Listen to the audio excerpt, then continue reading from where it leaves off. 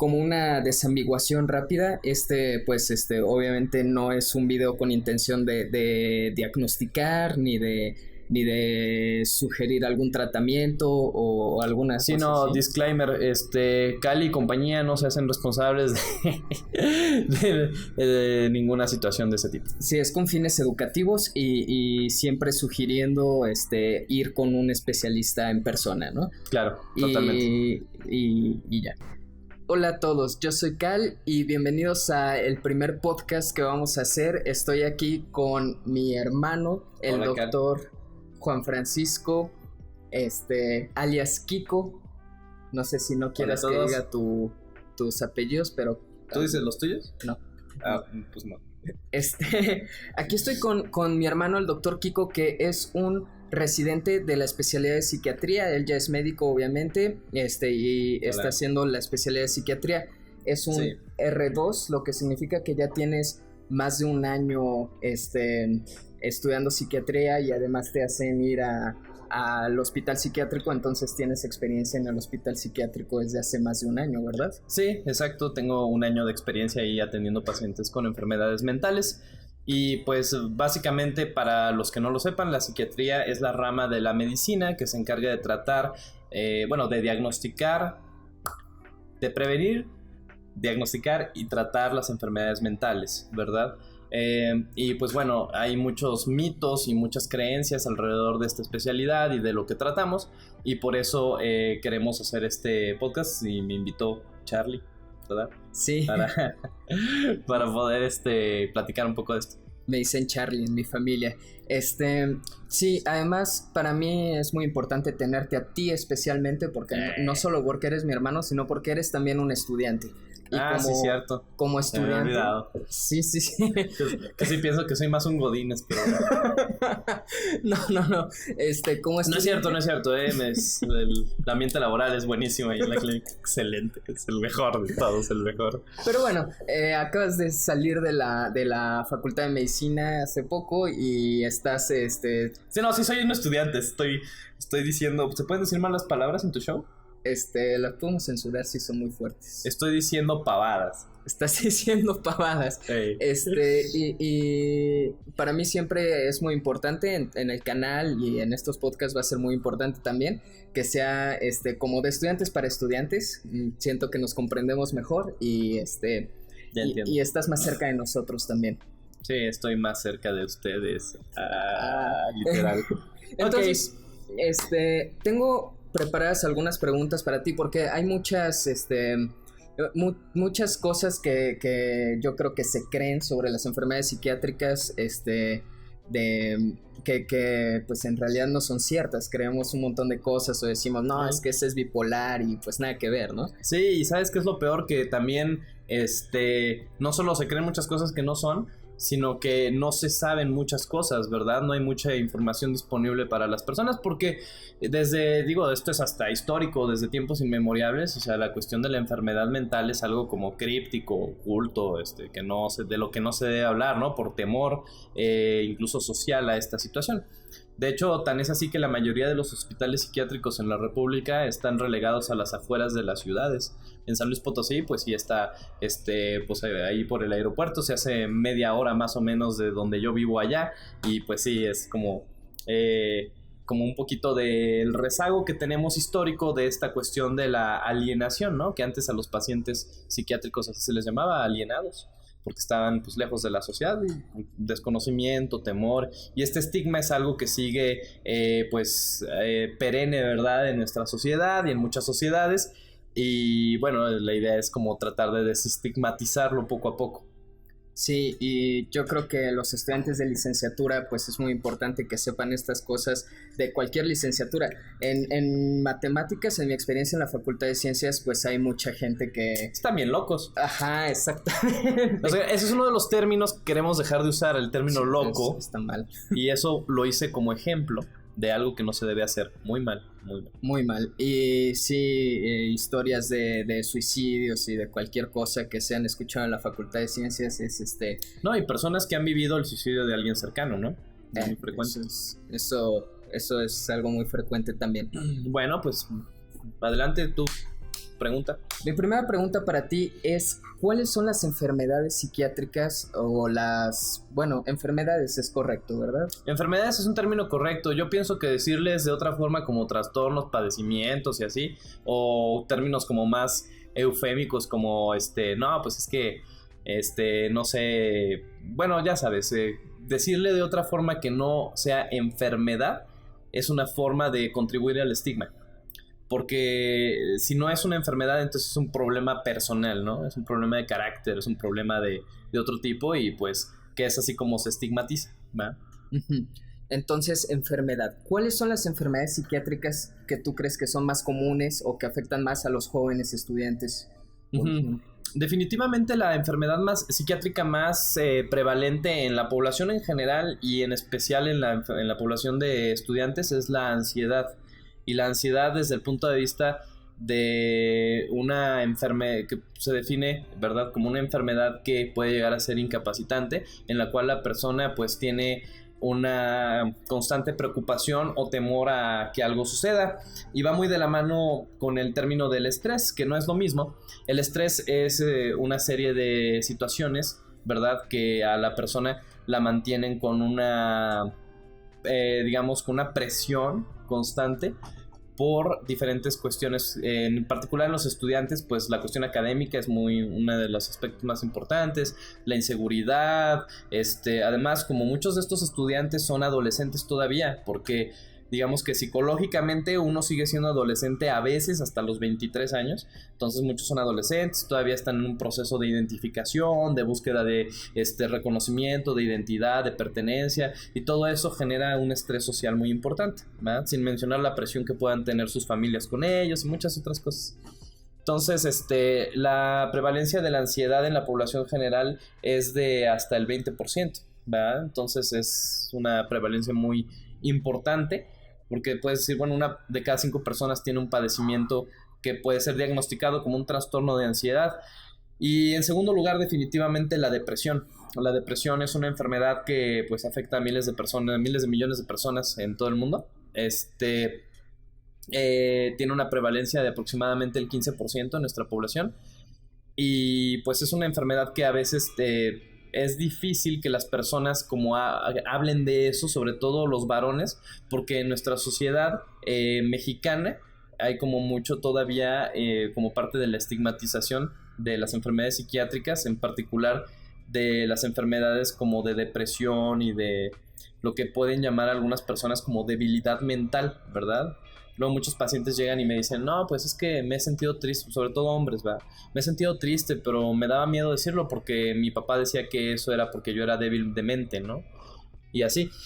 Y es muy frecuente que eso suceda y pues se quedan sin tratamiento y luego llega un punto en el que ya la vida se vuelve insoportable. Y hablando del suicidio, específicamente, el suicidio es la segunda causa de muerte en nuestra población, en jóvenes. De hecho, es una de las principales preocupaciones de la salud mental en jóvenes. Aproximadamente a partir de los 15 años hasta los 25 años se dispara. Y seguida únicamente de accidentes de tránsito, ¿no? Bueno, accidentes de motocicleta, coches. Entonces, pues sí. Definitivamente yo creo que esos serían nuestros dos principales objetivos, ¿verdad? En cuanto a cuestión como de salud pública a tratar, depresión y ansiedad. Y ya después vienen otras, como por ejemplo el trastorno bipolar, la esquizofrenia. La esquizofrenia tiene un pico de prevalencia muy importante en la adolescencia y en la adultez joven, pero no es tan frecuente. Y los trastornos de la personalidad, que los trastornos de la personalidad son todo un tema y que frecuentemente se manifiestan con depresión y ansiedad, y bueno, tienen que ver con las, digamos, ciertas formas en que se conformó la personalidad de un sujeto, que a veces lo hacen que sea muy disfuncional, que no pueda tolerar la frustración, que tenga dificultades para relacionarse consigo mismo y con las demás personas. Y ya, por último, yo creo que definitivamente el consumo de sustancias es otra cosa muy importante. Ahorita el cristal se acaba de convertir en la droga más utilizada en México después de la marihuana. Bueno, de hecho más bien se acaba de convertir en la droga más usada, incluso superando a la marihuana. y es una droga que a diario veo personas que tienen consumo de cristal en la clínica, y realmente es algo que está devastando a la población joven. Es una droga muy barata y muy destructiva y muy adictiva, que finalmente es una anfetamina. Y pues bueno, estos son los principales padecimientos, ¿vale? Ok, bueno, obviamente con un video de YouTube no puedes, tú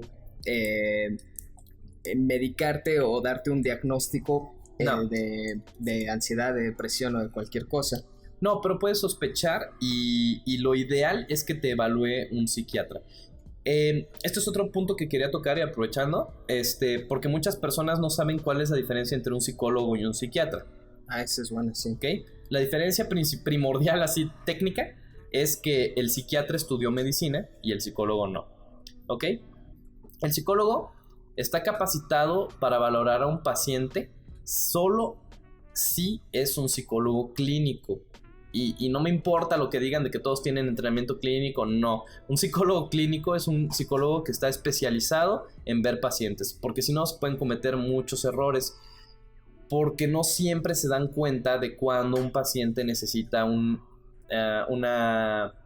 apoyo farmacológico, ¿verdad? Un apoyo más importante en ese sentido. Y es un problemón, porque también los psicólogos, muchos tienen no digo que todos, yo conozco psicólogos que son buenísimos y que de verdad es un verdadero privilegio trabajar con ellos, pero yo conozco también gente de psicología que habla mal y contribuye a la estigmatización, ya no de la enfermedad mental, sino del tratamiento psiquiátrico, el famoso movimiento antipsiquiatra. De hecho, en el último congreso nacional que hubo en México, el año pasado, habían gente poniendo pancartas de los psiquiatras están matando a nuestros hijos y cosas así, porque se tragan esta como idea de que la psiquiatría es nada más como dopar y medicar a las personas para que no sientan, y así, toda esta cuestión, pues fundamentalmente la cuestión es del estigma, ¿verdad? Uh-huh. Y muchos psicólogos traen esa idea y ese chip de que el psiquiatra está mal, de que no deben recibir medicamento, de que el medicamento es malo, que los hace adictos y todas estas cosas y mitos que vamos a hablar un poco más en un momento más.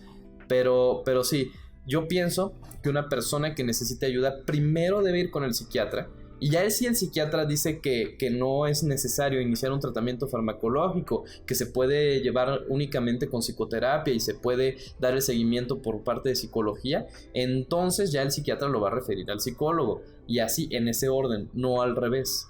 Porque si no, es más riesgoso que una persona que necesita medicamento para, digamos, sí, para salir adelante de su enfermedad, para tratar su enfermedad, no lo obtenga. Es más riesgoso que no lo obtenga y que por eso se complique y pueda llegar a algo tan severo como un intento suicida o un intento suicida o incluso el suicidio. Eso es más grave a que llegue con el psiquiatra y el psiquiatra le dé un medicamento que a lo mejor no necesitaba. Yeah. Y esto está bien pesado, o sea, porque la mentalidad de las personas es que el medicamento es malo, ¿no? Uh-huh. Pero se ha visto en muchos estudios que es muchísimo, les va muchísimo peor que si es un falso negativo que si es un falso positivo. Es decir, les va muchísimo peor si no se diagnostica una enfermedad que requiere un tratamiento, que si se diagnostica erróneamente algo y se le da tratamiento en psiquiatría, ¿verdad? Y eso casi no pasa. Que un psiquiatra diagnostique algo que no sea es muy raro, porque, digo, por eso es el entrenamiento, ¿no? Realmente nosotros estamos entrenados para ver qué personas sí necesitan y qué personas no necesitan el tratamiento farmacológico. El psicólogo no. El psicólogo está entrenado para dar terapia cuando es un psicólogo clínico. Otra pregunta frecuente. Más bien, ¿quién está autorizado para dar psicoterapia a una persona? ¿El psicólogo o el psiquiatra? Porque es otra cosa que también piensan, que el psicólogo es el que da terapia y el psiquiatra nomás da chochos, y no es cierto. El que está autorizado y la persona más apropiada para dar una psicoterapia es el que tenga un entrenamiento psicoterapéutico, ¿sí? El terapeuta. Y eso puede ser un psicólogo, puede ser un psiquiatra, puede ser un trabajador social, puede ser una persona que se encargue de, no sé, o sea, yo conozco a abogados que tienen entrenamiento psicoterapéutico y dan terapia y ok, idealmente debería ser inicialmente, te digo, el psiquiatra para que detecte eso y si él mismo te puede dar terapia, pues que te la dé. Pero Hay psiquiatras que no saben dar terapia y la dan y hacen errores garrafales en la cuestión terapéutica. Y hay psicólogos que no saben dar terapia y hacen errores garrafales en la cuestión terapéutica. O sea, cualquiera que tenga el entrenamiento psicoterapéutico, en teoría está autorizado para dar la terapia, aunque sí yo recomiendo que inicialmente se descarte que se requiera una cuestión farmacológica por un psiquiatra. Los buenos psicólogos, los psicólogos clínicos que tienen entrenamiento adecuado y que se dan cuenta y que son conscientes y que no se dejan llevar por esta cuestión de que el psiquiatra es malo y así, saben cuándo referir al paciente al psiquiatra. Y lo hacen frecuentemente. De hecho, hay muchos psicólogos que nos mandan pacientes a la clínica. Y no, pues, ¿de dónde viene? No, pues es que me mandó el psicólogo del centro de salud porque dice que necesito que me vea el psiquiatra. Ah, ok. Y sí, en efecto, el paciente está muy grave y necesita un apoyo farmacológico. Y se llevan los dos conjuntos. Idealmente, el psiquiatra y el psicólogo son un equipo. Es lo más importante que tienen que entender. El psiquiatra y el psicólogo son un equipo. Al igual que muchas especialidades, por ejemplo, ortopedia, que es una especialidad, otra especialidad médica, se apoya de los quiroprácticos, ¿no? Por ejemplo, o de las personas encargadas de rehabilitación, para que ayudar a sus pacientes a rehabilitarse. Es como la misma forma en teoría. También hay psiquiatras bien gachos que de verdad que, o sea, no consideran al psicólogo como una parte fundamental del equipo terapéutico, y eso está mal, ¿no? O sea, todos somos un equipo y tenemos que apoyarnos y ver al paciente desde un punto de vista multidisciplinar. Eso sería lo ideal. Vale. Claro. Bueno, concentrándonos a las enfermedades de ansiedad, depresión y... Ansiedad, mira, yo creo que podríamos hablar en este video de ansiedad, depresión, consumo de sustancias y suicidio. Ok, a grandes rasgos, después podemos hacer algo. Y hacemos así como algo muy sencillito de esquizofrenia y trastorno bipolar, que son como que también las más, como que se conoce menos sobre ellas. Ajá. Ok, bueno, yo como un estudiante de la licenciatura en cualquier cosa, ¿cómo puedo saber yo si estoy en riesgo o si puedo yo tener ya la ansiedad, depresión, alguna de estas cosas? ¿Qué signos puedo saber o que algún familiar o algún amigo tiene que yo pueda decir, sabes que yo creo que ya estoy por estos rumbos? Y qué cosas no son, o sea, cuáles mitos hay alrededor de eso. Claro, totalmente. Mira, la depresión, como te digo, es difícil a veces de detectar porque luego nos venden la idea de que tenemos que aguantar, ¿no? Que aguantar.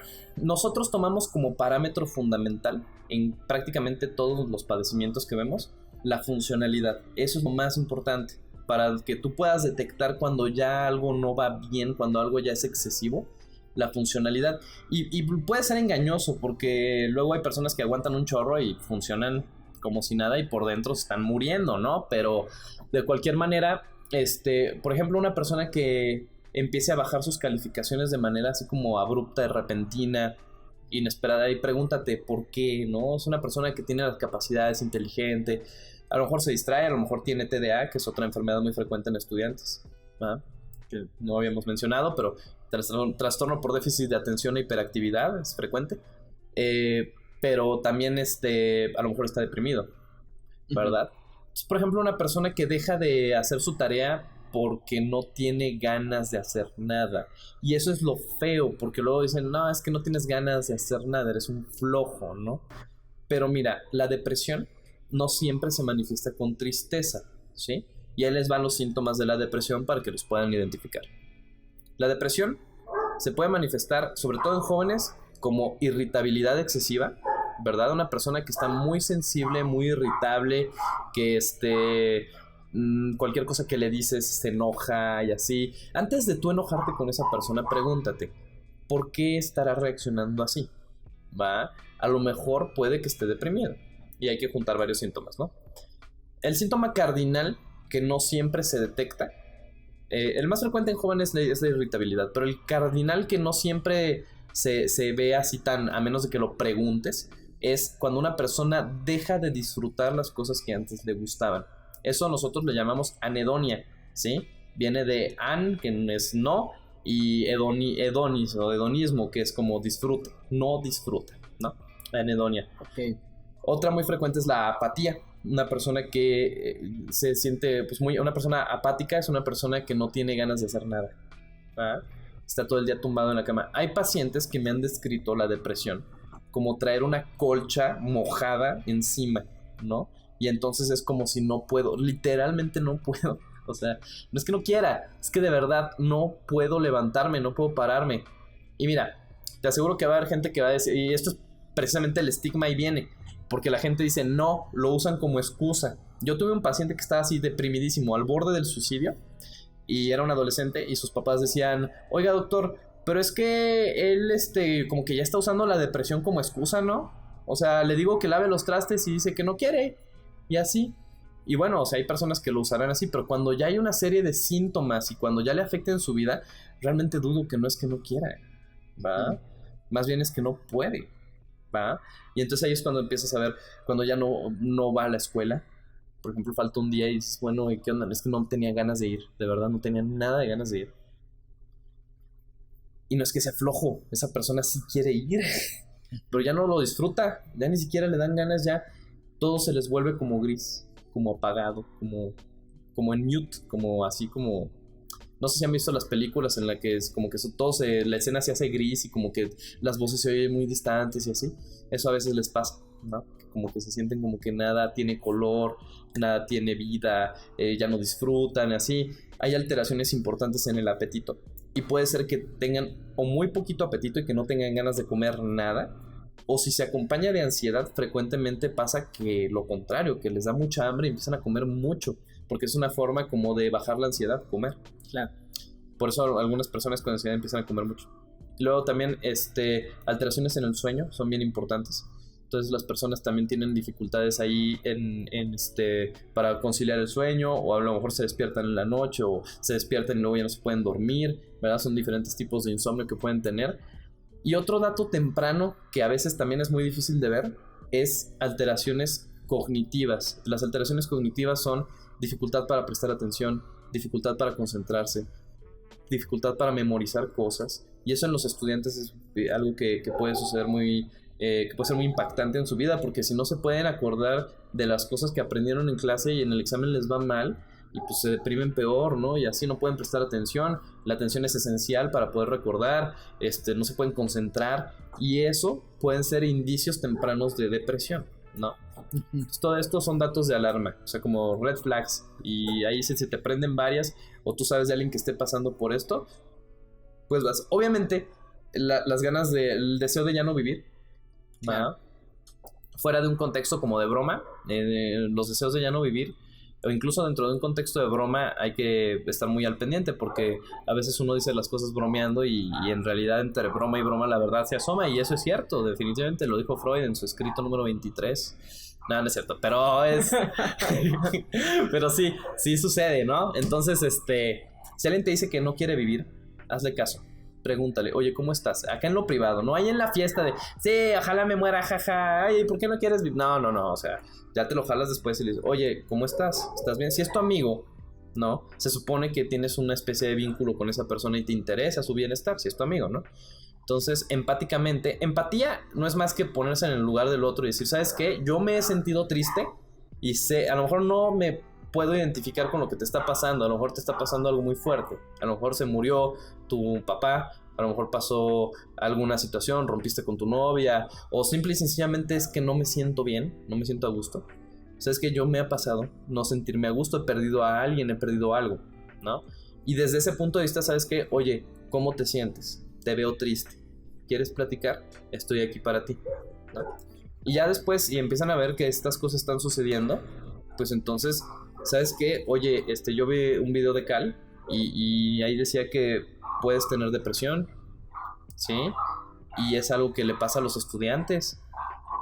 No, es que yo, pues, ¿cómo voy a estar deprimido? Soy bien fuerte y así.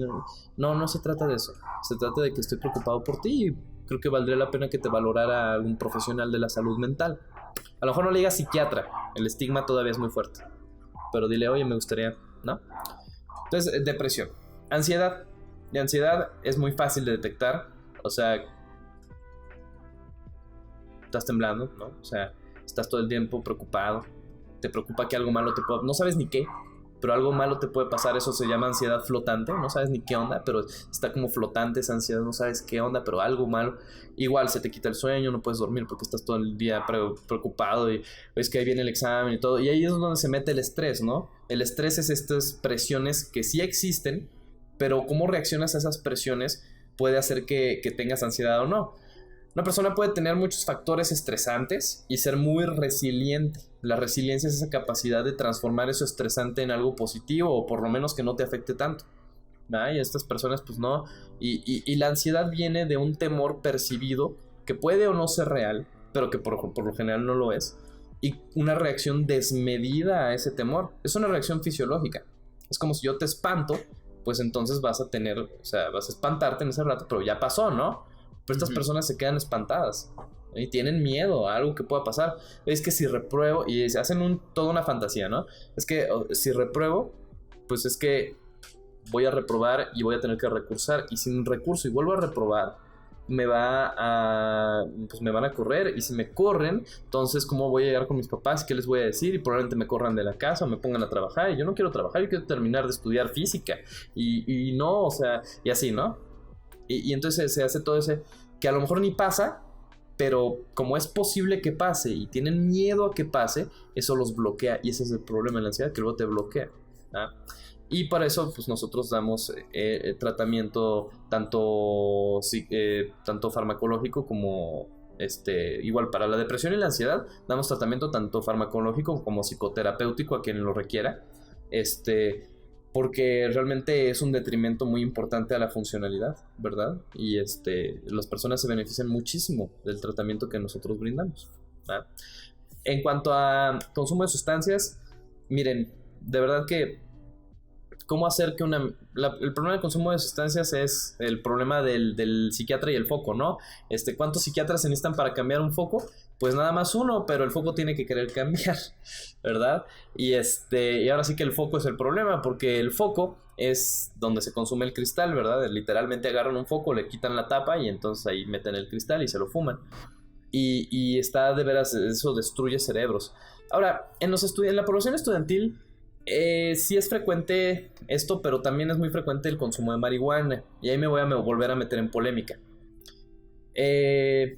La marihuana, y esto es neta, no es una droga benigna, ¿ok? Por más que sea natural y todo, pues también el cianuro es natural, ¿no? Y no te vas a comer cianuro porque te mueres. No se trata de que sea natural o no. No se trata de que sea una planta o no.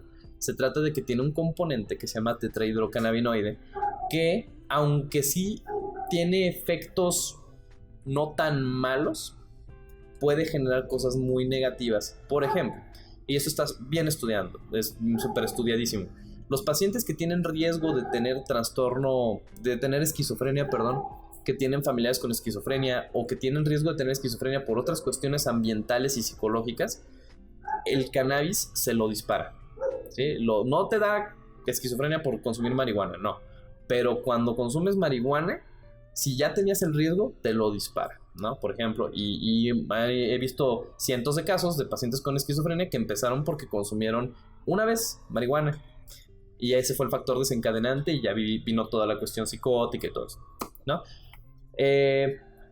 La marihuana es frecuentemente consumida por su cuestión social, por cuestiones culturales, por cuestiones de que además su efecto es relajante, ¿no? Entonces baja la ansiedad. Muy frecuentemente personas con ansiedad consumen marihuana. Pues los estudiantes están en la libertad de, ahora sí que consumir lo que quieran, pero mi recomendación es no. Prueben, si quieren probarla, ok, pero fíjense que no tengan factores de riesgo para esquizofrenia. Pero de verdad que no, sí hay un daño crónico, ¿verdad? En las neuronas, sí hay una lesión crónica que los deja pues con errores cognitivos importantes. Hemos visto retraso en la atención, retraso en la concentración, en la memoria, en la retención, en pacientes que consumen de manera crónica únicamente marihuana, ¿no? Ni siquiera alcohol ni fuman, no, marihuana nada más. Entonces marihuana, el cristal ni se diga, los inhalantes menos, esos te destruyen el cerebro y te dejan en estado vegetal. Ni siquiera LSD y esos, a lo mejor no son tan malos los alucinógenos, pero de preferencia no, porque hay personas que se quedan en el viaje y me ha tocado ver varios. Y así, el problema del consumo de sustancias es que es una situación social, ¿sí? Como te dije, pues son personas, muy frecuentemente los estudiantes, que están en esta situación de querer ser aceptados, de integrarse a un grupo. Esa es la función normal del psicodesarrollo en esa época, buscar una identidad. Y en el proceso de identificación con otra persona, también terminas teniendo una necesidad muy importante de ser aceptado en un grupo, de pertenencia. Y a veces esa pertenencia incluye el consumo de alguna sustancia. Entonces ahora sí que hay que tener mucho cuidado con eso, ¿no? Entonces el consumo de sustancias, pues sí, no. Y la última que queríamos hablar, pues es el suicidio. Suicidio. Nada más una última cosa del consumo de sustancias. Si conoces a alguien que consuma sustancias, es muy probable que no las quiera dejar de consumir. Claro. Incluso cuando ya están muy deteriorados, ni así las quieren dejar de consumir. Cuando ya ven cómo les destruye todo, es muy difícil. ¿Por qué? Porque la sustancia es muy adictiva a veces. Hay unas más o unas menos, pero sí. Entonces, ahí la recomendación es, ¿sabes qué? Oye, creo que esto no te está haciendo mucho bien, ¿verdad? He escuchado, he leído y he visto que esta sustancia te puede dejar daños permanentes y me interesa. Siempre que aborden a alguien, así de que... Incluso eso es algo, una técnica que nosotros usamos. Nosotros, como psiquiatras y como terapeutas, usamos nuestra persona desde una disposición empática para poder llegarle al otro. Entonces la técnica es así. Mira, ¿sabes qué? Me preocupa tu bienestar. Y verdaderamente siéntanlo, de verdad, preocúpense por ellos. Yo creo que si les dicen es porque sí se están preocupando por ellos. Oye, me preocupa tu bienestar, creo que esto está afectándote y quiero saber si te puedo ayudar. ¿Ah? Siempre hacia el otro. No, oye, es que eso está mal. Porque si llegan así agresivos, autoritarios, así como muy inflexibles con la persona, los va a rechazar, porque es lo que han hecho con todas sus autoridades toda su vida. ¿Ok? Entonces, bueno. Por último, lo del suicidio. El suicidio. Fíjate que el suicidio es un tema... Ay, no me acuerdo qué filósofo decía. ¿Sartre? ¿Cohen? No me acuerdo qué filósofo decía que el suicidio es el único verdadero problema de la filosofía. Porque es el problema existencial fundamental. Porque desde una postura puedes decir, bueno, es que la persona tiene derecho a matarse, es su vida, es su cuerpo, ¿no? Y de otra postura dices, no, pues es que esa persona no está bien mentalmente. Esa persona realmente no eligió suicidarse, sino que más bien en un contexto en el que no veía otra opción. Porque en el suicidio, una cosa fundamental es una desesperación, pero fenomenal. La persona pierde una cosa que nosotros vemos que se llama la proyección a futuro. Es decir, tú le preguntas a una persona ¿qué planes tienes para mañana? Nada, porque mi vida se acaba hoy. Esa es la persona que se va a matar, ¿verdad? Bueno, de alguna manera es como para conceptualizarlo de esa forma, ¿no? Entonces, una persona que se suicida es porque literalmente no tenía otra opción. En su mente no veía otra opción. ¿Sí? O sea, la desesperación que le provocaba esta ansiedad o esta depresión era pero tan intensa que no estaba dispuesta esa persona a vivir un día más con esa desesperación. ¿Sí? No había opción. Y por eso se dan los intentos suicidas. Y por eso se da el suicidio. Hay personas que pueden decir, bueno, es que esa persona está llamando la atención, ¿eh? Pues, a lo mejor. ¿Y qué? Está llamando la atención porque tiene un dolor, ¿ok? Incluso las personas que lo hacen de forma que pudiera argumentarse manipulatoria, o sea, como me voy a matar para que sufras y no sé qué. No importa, esa persona está sufriendo, ¿ok?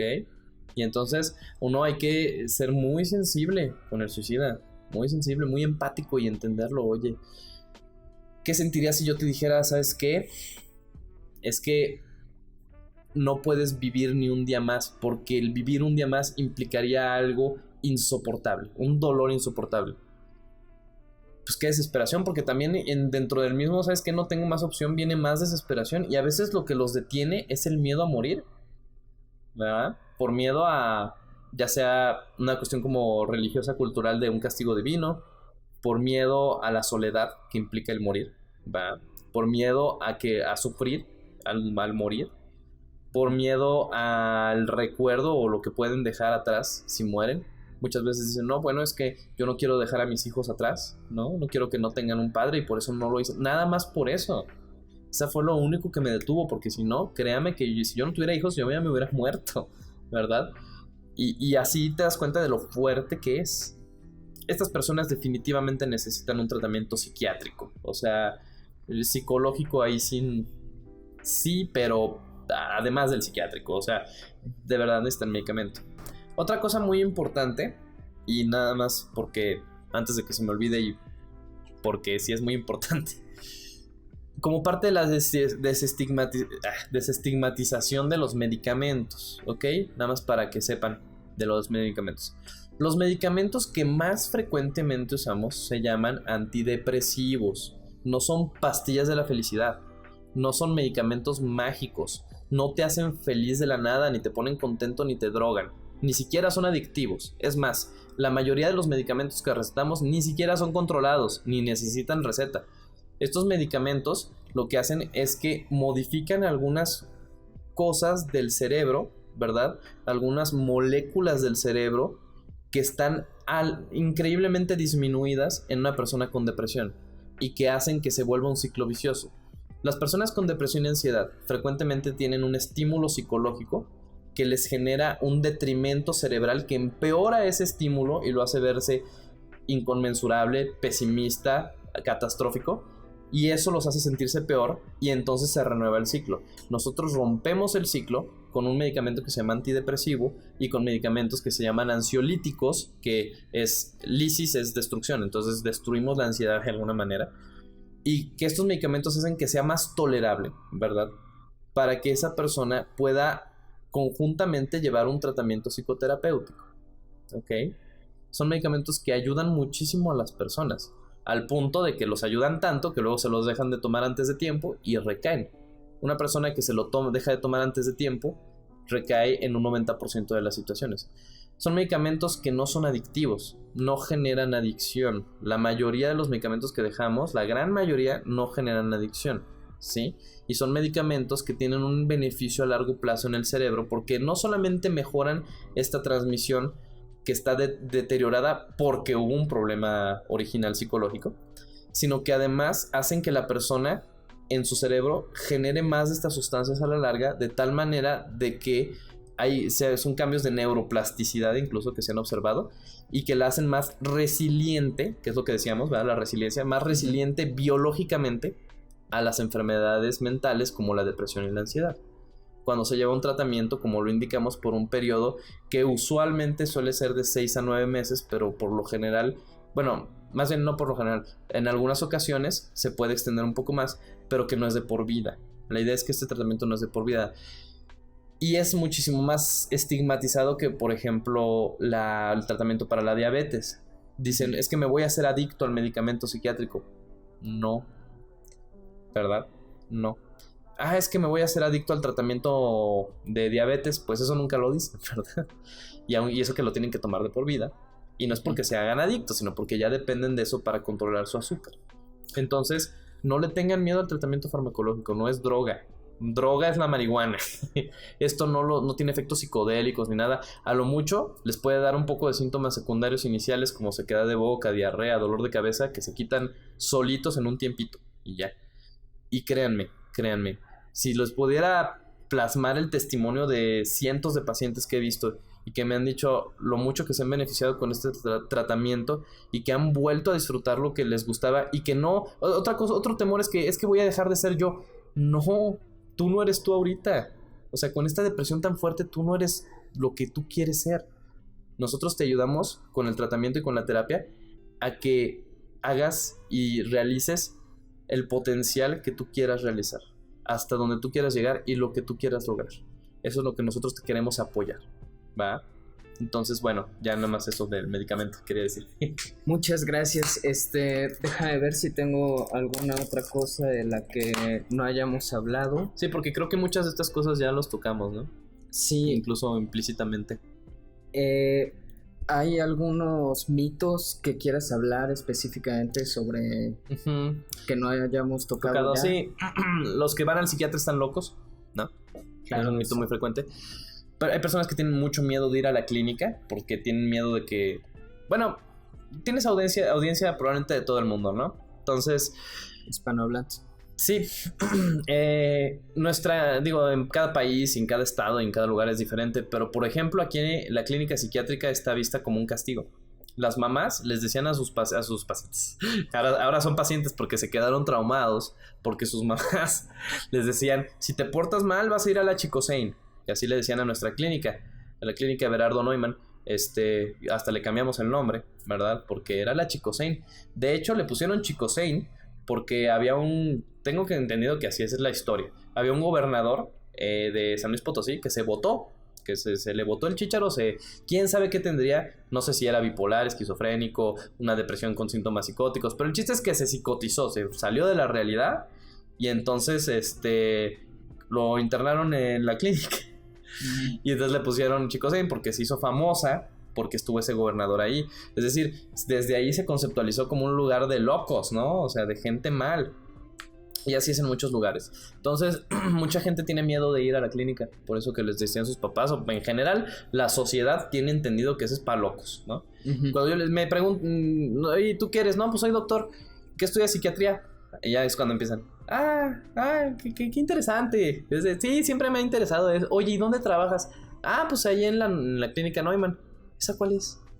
Y ya es cuando dices, la Chicosein. Ahí donde están los... sí. Ok, chido, bueno, ahí nos vemos. O sea, ¿cuándo has visto que un cardiólogo... ¿Dónde trabajas? No, pues en el Hospital Central. Qué bien. ¿Y qué? No, sí, qué chido. ¿Y cuántas intervenciones haces al día? O sea, sí, ese estigma se refleja incluso en nuestra misma sociedad. Pero está bien, porque no está bien, pero está interesante verlo, porque imagínate, si así nos estigmatizan a los médicos, ¿cómo estigmatizan a los pacientes, no? Hay pacientes que dejan de ir porque es un estigma. Uh-huh. Porque ¿cómo vas ahí? Hoy precisamente vi a una paciente, una señora, que me decía, ella está mucho mejor, tenía un problema de depresión y le fue muy bien en un tratamiento, llevaba creo que 6 meses en tratamiento, iba muy bien.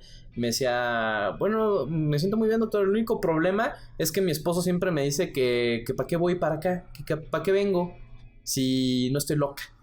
Y que si vengo y estoy loca, que mejor me internen. Y así, ¿no? Muchos pacientes traen ese miedo de que los internemos y así, y pues no. O sea, hay que quitar como esa idea de la psiquiatría así como un lugar para locos, que ponen camisas de fuerza, esas no se ponen desde hace 100 años, ¿verdad? O sea, o que por ejemplo los tenemos en cuartos de una espuma y así. No, o sea, realmente esto ha cambiado muchísimo y no se trata de eso y siempre buscamos el beneficio del paciente. Otro mito, que hay pacientes que se quedan de por vida en los hospitales. Por desgracia, este mito es cierto todavía. En algunos casos todavía hay pacientes que les llamamos crónicos, pero porque estaban en administraciones previas de salud, que tenían como este modelo de granja, así le dicen, modelo de granja, como si el paciente fuera un animalito, ¿no? Y entonces los ponían ahí ya de por vida, ya ahí se queda. Y no, eso ya no se debe hacer. De hecho ya no se hace, ya ni siquiera es legal, creo, que dejen a un paciente ya forever ahí en un hospital psiquiátrico. La norma oficial, ¿no? Y no se trata de eso. La idea es que el paciente se reintegre a la sociedad. Incluso si es un padecimiento grave que requiera hospitalización, que es que se reintegre. Los pacientes agudos que tenemos, por lo general, no están más de 3 semanas. La idea es readaptarlos, reintegrarlos, así sea un padecimiento grave. Y en muchos centros de salud mental del país, así es la mecánica. Unas cuantas semanas. Otro mito, el medicamento es adictivo. Bueno, ese ya lo tocamos. Hay unos pocos medicamentos que a la larga y sin vigilancia y a dosis altas pueden llegar a ser adictivos. ¿Ok? Pero realmente no. Es muy difícil que se usen para potenciarle abuso. Es muy difícil que los medicamentos que dejemos sean así. Y además, siempre que dejamos uno de esos, los tenemos con vigilancia estrecha, solo es por un tiempo y además siempre van acompañados de otro medicamento que es el antidepresivo y eso evita que tenga una situación ahí de dependencia, ¿verdad? Otro mito, ¿qué otra cosa se te ocurre?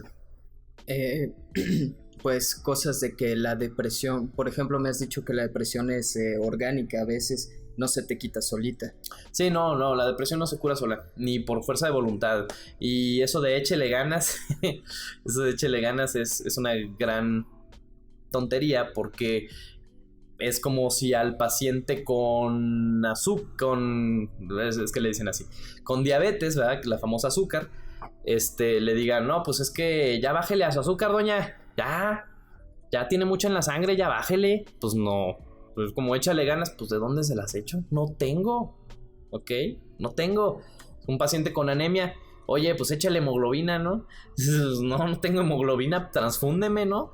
Y lo mismo pasa con la depresión, oye, es que no tengo ganas.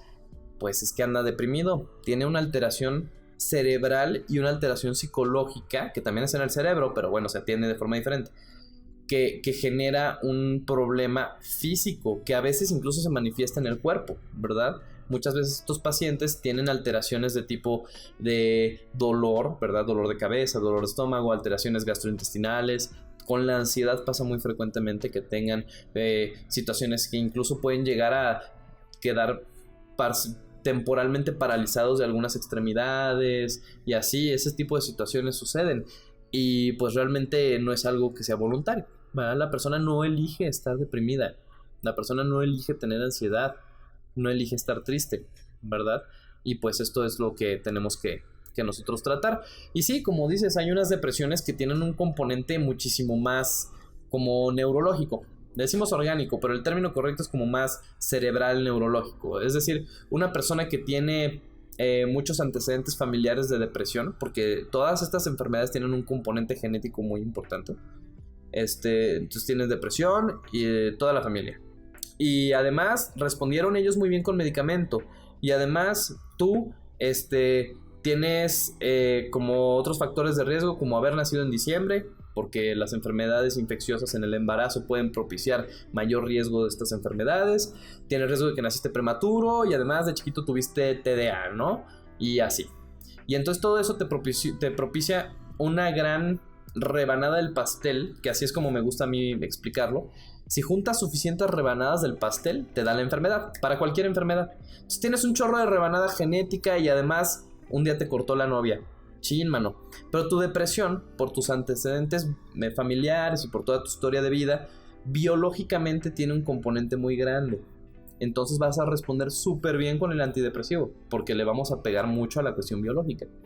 Pero en cambio, si es una persona que no tiene ninguno de estos antecedentes, pero tuvo una vida muy difícil, con un papá abusivo, con una mamá poco protectora, con muchas carencias, además no sé, tenía una dificultad ahí muy fuerte para relacionarse con las demás personas, no tuvo una educación adecuada, abusaron de ella de chiquita, lo que tú quieras, una serie de cosas bien horribles. Pues esa persona, su depresión va a ser muchísimo más por estas vivencias que tuvo, y entonces el medicamento, el tratamiento farmacológico no le va a hacer ni cosquillas. Le va a ayudar, pero no le va a ayudar mucho. Entonces esta persona, además del tratamiento farmacológico, es esencial que tenga un tratamiento psicoterapéutico. Y así pasa con muchas de estas enfermedades. Ok. Ya por último, una cosa más que quería tocar era esta situación de las enfermedades psiquiátricas como un poquito más graves, ¿verdad? Que no son tan infrecuentes, que es la esquizofrenia y el trastorno bipolar. Ok. Porque, por ejemplo, esto de que es que eres bipolar se usa mucho, pero en realidad el trastorno bipolar no es lo que la mayoría de las personas cree. Pasa un fenómeno muy similar al del peso, ¿verdad? El peso, que decimos, no, pues es que es el peso, pesas tanto, ¿no? En realidad no pesas eso, en realidad esa es tu masa, ¿no? Tu masa es tanto. Es un problema de definición, ¿verdad? Porque la mayoría de las personas le dice bipolar a cuando una persona es muy irritable y luego muy contenta, o muy complaciente y muy buena onda y luego bien enojona, ¿va? Y eso es más una cuestión de personalidad, de hecho. Si es muy grande eso, muy disfuncional eso, muy exagerado eso, pudiéramos estar hablando de un trastorno de la personalidad, de hecho. Pero el trastorno bipolar es un trastorno que así como decíamos ahorita de la cuestión como biológica, es un padecimiento que tiene un componente neurológico muy importante, muy importante. Tanto así que el tratamiento es farmacológico de todas. Puede llevar psicoterapia, pero no les va tan bien. Necesita tratamiento farmacológico siempre. Es una disregulación en las sustancias del cerebro que hacen, que yo siempre les explico así, es como si fuera epiléptico. No más que en lugar de convulsionar de la parte del cerebro que hace que se mueva, y por eso convulsionan de la parte del cerebro que regula las emociones. Entonces tiene una descarga impresionante de unas moléculas que se llaman catecolaminas en la parte del que se llama el sistema límbico, que es la parte que controla como la cuestión afectiva emocional. Y entonces esas personas, haz de cuenta que si hubieran tomado 5 Red Bulls, entran en una cosa que se llama manía. Y la manía no es de tus manías y no sé qué dice la canción esa, pero manía, así como se define psiquiátricamente y médicamente, es un estado prolongado, o sea, no es nada más de un día, ¿ok? Tiene que estar así la persona por lo menos una semana, de que está con mucha energía, ¿ok? Mucha energía. Como si estuviera drogado, como si estuviera con Red Bulls, con un chorro de café. Hablan súper rápido, ni siquiera se les entiende lo rápido que hablan, están muy acelerados, empiezan a tener ideas de que creen que pueden lograr todo, pero exageradas, están extremadamente positivos, así de, no, sí, vamos a darle todo, y energías saltan, brincan y vamos, y así todo. Y uno diría, qué padre sentirse así de bien, porque se desea de sentir bien padre, ¿no? Estar en manía. Pero además, porque están tan confiados de sí mismos y tan energetizados y tan pudientes y todo, empiezan a hacer conductas muy tontas y empiezan a hacer muchos errores, les llamamos errores de juicio. Entonces estas personas que están en manía, que es la parte de arriba del trastorno bipolar, por eso es bipolar, manía y depresión, pero bueno, empiezan a hacer gastos innecesarios. Por ejemplo, yo conocí a un paciente bipolar que estando en manía se endeudó con 200,000 pesos en Liverpool, y luego ya que se le quitó la manía no sabía ni cómo hacerle para pagarlo, porque en ese momento no son conscientes de lo que están haciendo. No están fuera de la realidad, pero bueno, hay algunas manías que son tan intensas que sí se salen de la realidad. Se llama que tienen síntomas psicóticos, y esas son las más graves, y eso siempre hay que hospitalizarlos en el psiquiátrico. Pero bueno, tienen tantos errores, están tan acelerados y todo eso, que en ese momento creen que es una buena idea gastarse tanto dinero. O apuestan, o compran cosas que nada que ver, ¿no? O tienen conductas de riesgo, por ejemplo, se salen a las 3 de la mañana a no sé dónde porque no, es que voy con mi primo, que no sé qué es. Algo que les pasa muy frecuentemente es que pierden la necesidad de dormir. No es que no puedan dormir, como el paciente con depresión que tiene insomnio porque literalmente está preocupado y está triste y ansioso y no puede dormir. Estos pacientes duermen 1 hora y con eso descansan. Duermen 1-3 horas y descansan como si nada y le siguen. Y tienen un chorro de energía porque su cerebro está con un chorro de energía. Los centros que regulan el sueño no necesitan descansar para estar así activos, ¿no? Y tienen muchos errores, se visten de manera muy estrafalaria, luego algunos se salen desnudos y gritando. Esos son los que ven en los videos de, por ejemplo, el tipo ese que sale de su carroza y todo eso, ese no estaba drogado. Ese estaba en manía, estaba que mi carroza y no sé qué, y con las ideas delirantes y así todo, porque estaba súper aceleradísimo, estaba en manía, ese es bipolar. Y luego, cuando se depleta toda esta, porque se acaban estos neurotransmisores, estas catecolaminas se acaban, y entonces se depletan y entonces se van para abajo. Y tienen unas depresiones severísimas. De hecho, las depresiones del paciente bipolar son las más severas que hay y tienen alto riesgo de tener un intento suicida. De hecho, los pacientes bipolares, la principal causa de mortalidad es suicidio. De verdad, muchos se suicidan porque, imagínate, ya te gastaste todo lo que tenías, lo perdiste todo, estás endeudadísimo y aparte te viene una depresión bien canija por una cuestión cerebral. No hay otra cosa y te suicidas, ¿no? Y también están las fases mixtas que tienen mezcla de los dos, que esas también son peligrosas porque no solo están deprimidos, sino que además tienen el impulso de hacerlo y ahí van y también se suicidan mucho. Entonces, eso es el verdadero trastorno bipolar, ¿ok? Así que tu prima, la que se enoja mucho, no es bipolar, ¿ok? A lo mejor tiene algo de la personalidad, pero no es bipolar. Y la esquizofrenia. La esquizofrenia es algo que hasta a los médicos nos cuesta trabajo entender. La esquizofrenia la hemos venido entendiendo como, más que una enfermedad, un conjunto de enfermedades que engloban un padecimiento en el que la persona va perdiendo contacto con la realidad. Tan es así. No es una persona que de la noche a la mañana ve cosas. No. Esa persona a lo mejor tiene otra cosa. Pero el esquizofrénico es algo muy progresivo. Es una persona que siempre ha sido como muy poco sociable. Sí tiene una parte como previa de personalidad. Como muy poco sociable, como poco interactiva, no le interesan las personas, le interesa más el mundo interno, se interesa por cosas de filosofía y de historia y así, todo porque les interesa el mundo interno, ¿no? Y luego de repente un día se encierran en su cuarto, ahí por ahí de los 18, 20 años, es el pico, en los hombres, en las mujeres es un poco más tardío, como a los 25, 27 años. Entonces se encierran en su cuarto y empiezan a ver cosas y a escuchar voces y tienen ideas de que les quieren hacer algo porque pues es que el vecino me está viendo y se ponen muy paranoicos. Y entonces como nadie les va a creer, mejor empiezan a escribir todo en las paredes y se ponen a escribir en las paredes. Y luego empiezan a escuchar que hay unas voces que les dicen que están mal, que son unos idiotas y les empiezan a hablar cosas feas y empiezan a platicar entre ellas. A veces le dan consejos, a veces les dicen cosas feas. Y le dicen que no confíen en nadie porque todos los demás pueden estarlo espiando y así, entonces empieza a poner más mal, y luego como está muy ansioso de que alguien le quiera hacer daño, pues empieza a sopesar la idea de pues tener un cuchillo en su cuarto, ¿no? Y entonces, pues digo, alguien le quiere hacer daño, así lo vive él. Y entonces tiene un cuchillo ahí en el cajón, y de repente un día llega el tío, ¿qué hago, Juanito? ¿Cómo estás?